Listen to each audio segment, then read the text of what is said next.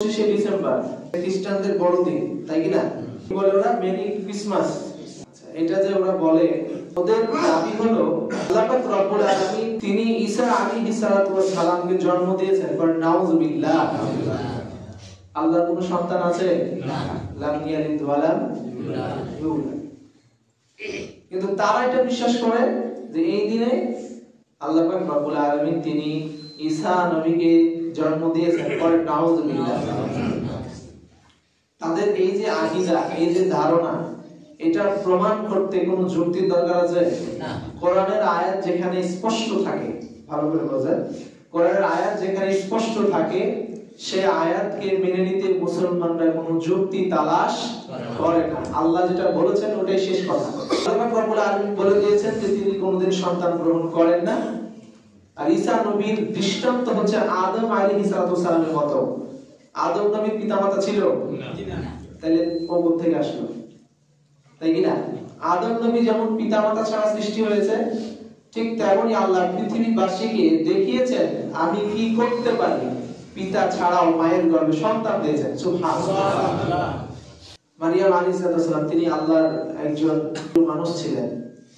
এই খ্রিস্টানরা তাকে তার চরিত্রে কালিমা রোপণ করেছিল। এই যে তারা বলে যে ঈসা নবী আল্লাহর সন্তান, মারিয়াম আলাইহিস সালাম, এটাও তারা, মারিয়ামকেও তারা খোদা মনে করে এবং এটাকে একটা পরিবার মনে করে। তাদের এই যে ধারণাটা, তাদের এই যে আকীদা, তাদের এই যে বিশ্বাস, এটা যে ভ্রান্ত, এটা যে ভুল, এটা যে কুফরি, এটা যে শিরক, এটা প্রমাণ করতে পৃথিবীর আর কোনো লজিকের দরকার আছে? না। একটা আয়াত যথেষ্ট। কয়টা আয়াত? একটা। কোন সূরা? ইখলাস। কুল হুয়াল্লাহু আহাদ আল্লাহুস সামাদ লাম ইয়ালিদ ওয়া লাম ইউলাদ। সূরা ইখলাস 3 নম্বর আয়াত। কয় নম্বর আয়াত? কোন সূরা? ইখলাস। কয় নম্বর আয়াত? 3 নম্বর। এক আয়াত যথেষ্ট ওদের সব ধারণা ভুল প্রমাণ করতে, তাই কি না? এরপরেও তো তারা যীশু খ্রিস্ট বলে, তাই না?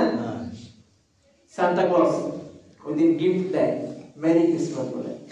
আর এটা এতদিন পালন করতো খ্রিস্টানেরা, এখন মুসলিমরাও, মুসলিম শিশুরাও এই 25শে ডিসেম্বর আসলে বলে মেরি ক্রিসমাস, তোমাকে বড়দিনের শুভেচ্ছা, এটা বলে।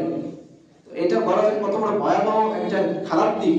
ও নিজেও জানে না যে কি বললাম, আমি কেন বললাম, এটা প্রতিক্রিয়া কি হতে পারে, সেটা বোঝানোর জন্যই কয়েক মিনিটের ভিতরে এটা আলোচনা শেষ করব ইনশাআল্লাহ।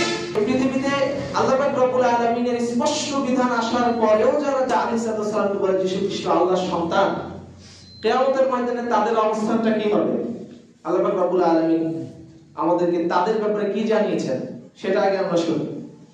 রব্বুল আলামিন বলেন সূরা মাইদার 116 নম্বর আয়াতে, وَإِذْ قَالَ اللَّهُ يَا عِيسَى ابْنَ مَرْيَمَ أَأَنْتَ قُلْتَ لِلنَّاسِ اتَّخِذُونِي وَأُمِّيَ إِلَٰهَيْنِ مِن دُونِ اللَّهِ। কিয়ামতের ময়দানে আল্লাহ পাক রব্বুল আলামিন ঈসা নবীকে বলবেন, হে ঈসা ইবনে মারইয়াম, তুমি কি লোকদেরকে বলেছিলে তোমরা আল্লাহকে ছাড়া আমাকে ও আমার মাতাকে মাবুদ হিসেবে নির্ধারণ করে নাও?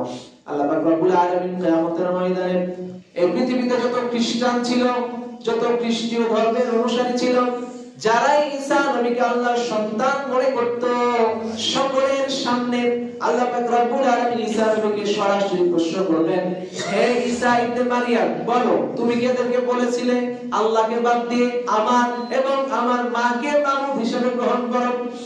ঈসা আলাইহিস সালাম সকলের সামনে তখন জবাব দিবে, ক্বালা সুবহানাকা মা ইয়াকুনু লি আন আকুলা মা লাইসা লি বিহাক ইন কুনতু কুলতুহু ফাকাদ আলিমতা। ঈসা ইবনে মারইয়াম কিয়ামতের ময়দানে ওই খ্রিস্টানদের সামনে জবাব দিবে, তিনি বলবেন, আপনি পবিত্র, আমার পক্ষে কোনো শোভনীয় ছিল না, আমি এমন কথা বলি যা বলার আমার কোনো অধিকার নেই, আর যদি আমি বলেও থাকি আপনি তো সবকিছু জানেন, যদি আমি এটা বলতাম তাহলে এটা তো আপনার অবশ্যই জানা থাকতো, তাই কি না? যদি আমি বলতাম যে আমাকে আর আমার মাকে মাবুদ হিসেবে গ্রহণ করো, তাহলে তো আপনার অবশ্যই জানা থাকতো আমার পক্ষে এটা শোভনীয় নয়। আপনি আমাকে পয়গম্বর করেছিলেন, আপনি আমার ভিতরে আপনার নূর দিয়েছিলেন, আমার পক্ষে কোনোদিনও এই কাজ করা সম্ভব নয়। আমি স্বীকার করি আপনি সত্তা, পবিত্র, কোনো কিছু আপনার ঊর্ধ্বে নয়, আপনার সমকক্ষ কেউ নয়। সুবহানাল্লাহ। তা'লামু মা ফি নাফসি ওয়া লা আ'লামু মা ফি নাফসি। যদি আমি বলে থাকি আপনি তো ভালো জানেন, আপনি তো আমার অন্তরে যা কিছু আছে জানেন।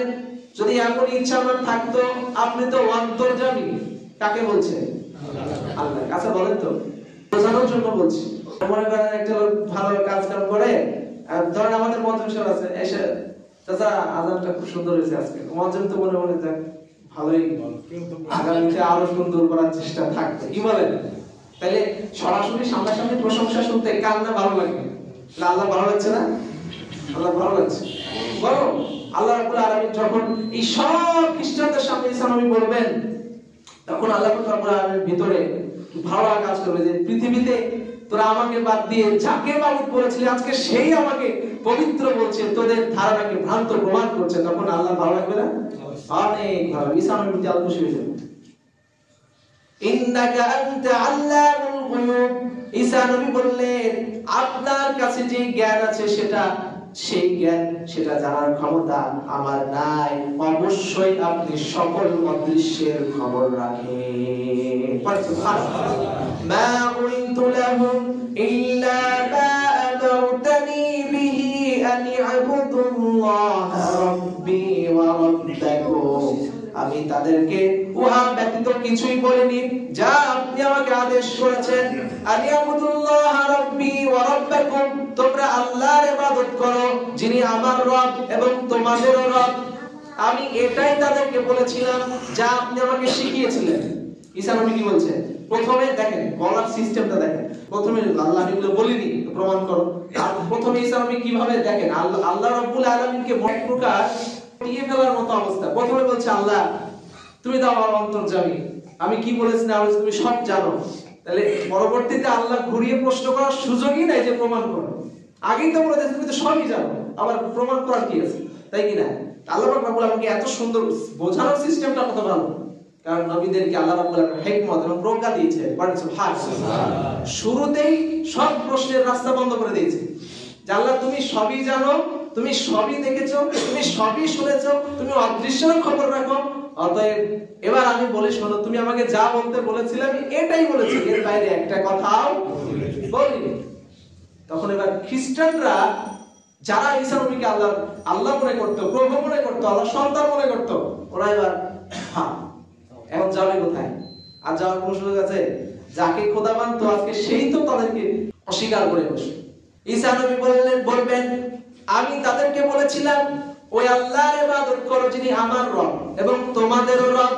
এরপর ঈসা নবী বলবেন ওয়া কুনতু আলাইহিম শাহীদাম মা দুমতু ফীহিম ফালাম্মা তাওয়াফাইতানি কুনতা আনতার রাকীব আলাইহিম।